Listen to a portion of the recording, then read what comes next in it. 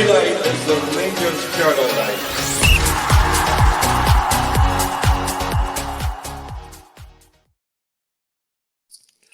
Good morning, good evening, or good afternoon. Welcome to the Lowdown. My name is Doug, and you are watching the Rangers Journal. Lowdown is your number one stop for the information on our upcoming opponents in the most bite-sized way possible.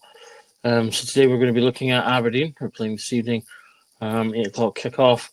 Aberdeen coming into this game in a totally different position from where we played them earlier in the season. See that loss to them when they were flying high in the league. However, they've now gone on a run of games without a win that was as long as their unbeaten run at the start of the season. So things have totally turned the tables for them. Rangers, of course, are continuing on their sort of meandering course through the season. We play okay at home, win games there, but struggle away. It's obviously a home game, so hopefully that puts the ball in our court for that, but we shall have to see how Clement comes on. Aberdeen are sure to up the game as they always do for this match, but nonetheless they are not in a good place, although unlike ourselves they have strengthened themselves in January, and we will have a quick look at some of the players that they've brought in. Okay, so let's have a look at the current form of the two sides. So Rangers in our last 4, 2 draws, 2 wins. So our game against Celtic, drawing against Hibs and Dundee, and then the win against St Johnstone. Aberdeen, in their last game against Hearts, they drew 0-0, which finally put a stop to their losing streak, although, as I say, they have not won a game. And I think it's 11 attempts now. Rangers are currently sitting second in the league, 44 points, 41 goals, 18 against. Hearts sitting now in fourth, also having played 22 but on 35. Now with winning 10, having drawn 5 and lost 7, so their record really evening up. There's the head-to-head between the two. We've got a reasonably decent record. In the last 6, we've won 3, drawn 1 with the 2 losses. Obviously, the previous game, the 2-1.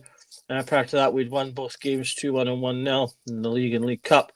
Drew 1-0, a 3-1 loss last September, and a 1-0 win in last May. So these games do tend to be quite tight. As I say, Aberdeen obviously upping their game when they play Rangers. So despite their poor form of late, I've no doubt that they'll come and make this a difficult match. But say we need to go into this ensuring that we continue their poor form and continuing our decent run at home.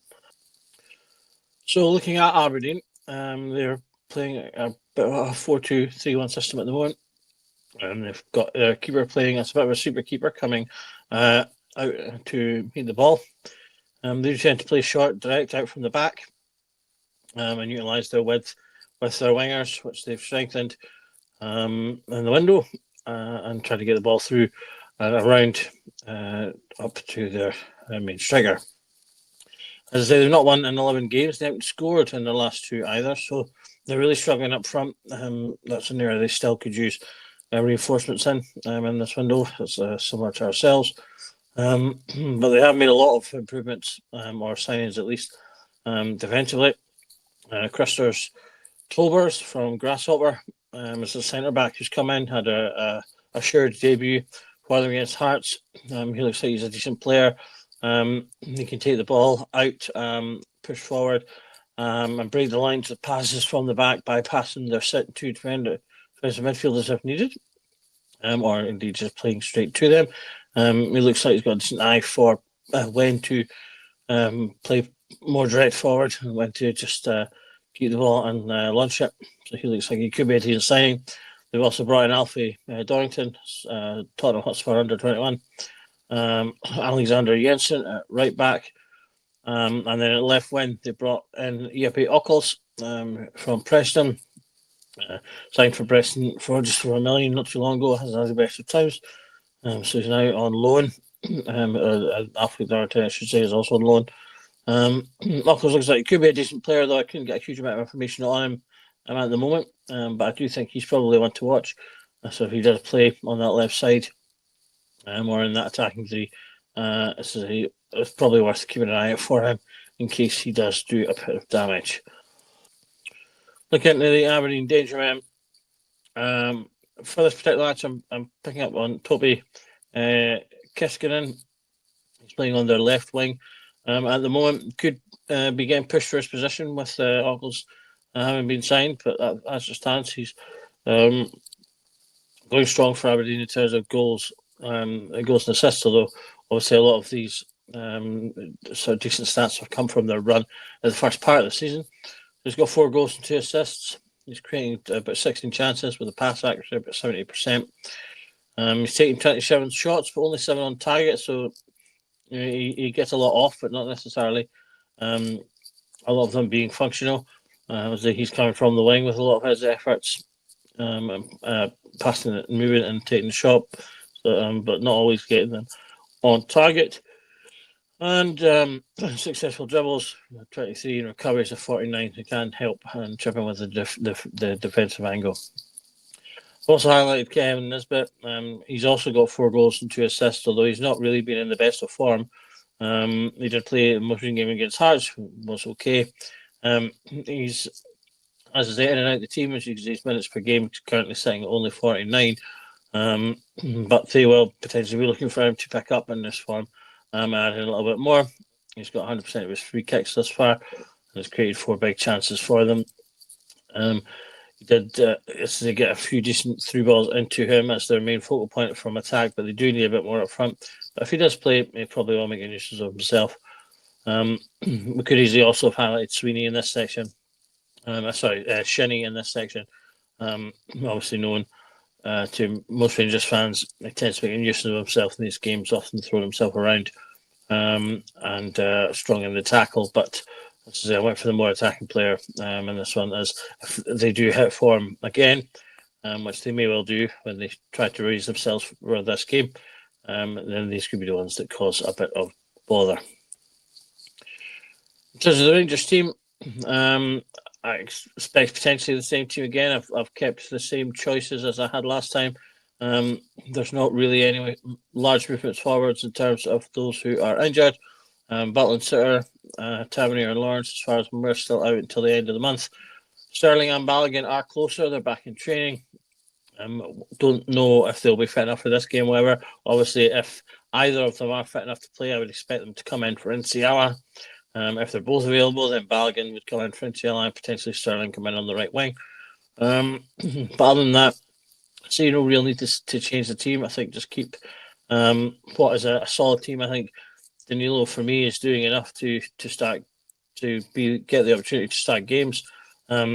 He's been good. He's been not necessarily getting assists, but he's kind of been the pass before the assist. In some cases, he's got a good eye for a pass. When you see someone like Raskin or Barron or Diomande winning balls in that midfield area and then feeding Danilo, he's got a good eye for a pass from that position into the forward lines to break the lines of defence.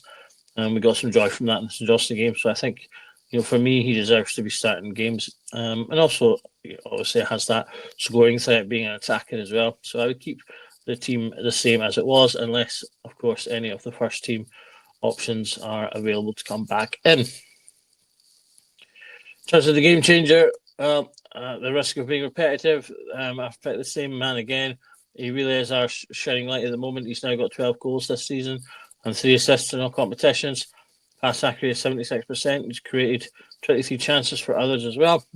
Decent dribble success at 42. That is climbing as well, so made a little bit of improvements there. He's taken 56 shots and 1 possession in the final third 12 times. He really is, as I said last week, and I will say again this week, the sort of the light in the darkness at the moment.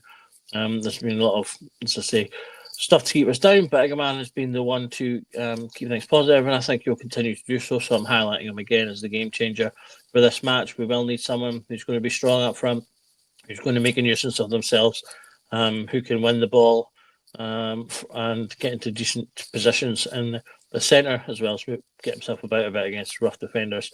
And I think he can do that. He's got a lot. I think a lot of people are seeing some similarities with him to Alfie in terms of the style of play. He doesn't appear to have that same hot streak, which is probably a plus. But if he can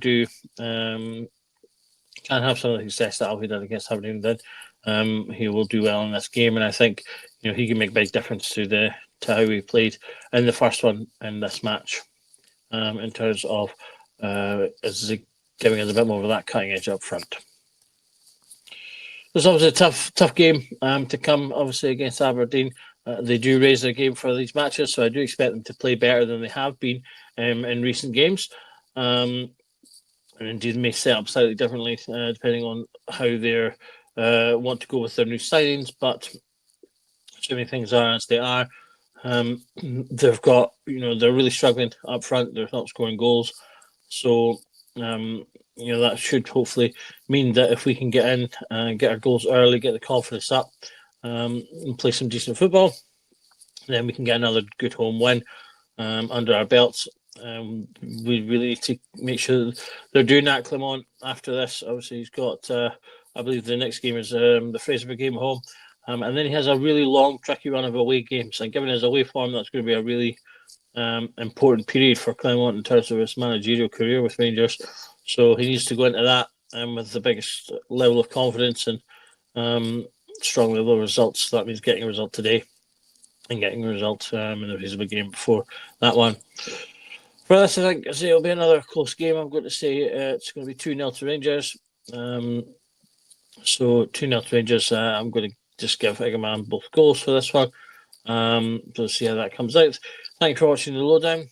There's plenty of great content coming up on the Rangers Journal in the upcoming weeks, so do keep an eye on the channel. Like and subscribe, and click on the bell icon to get notified whenever we release new content. My name is Doug. This has been the Lowdown. And do remember that every night it's Rangers Journal night. Thank you.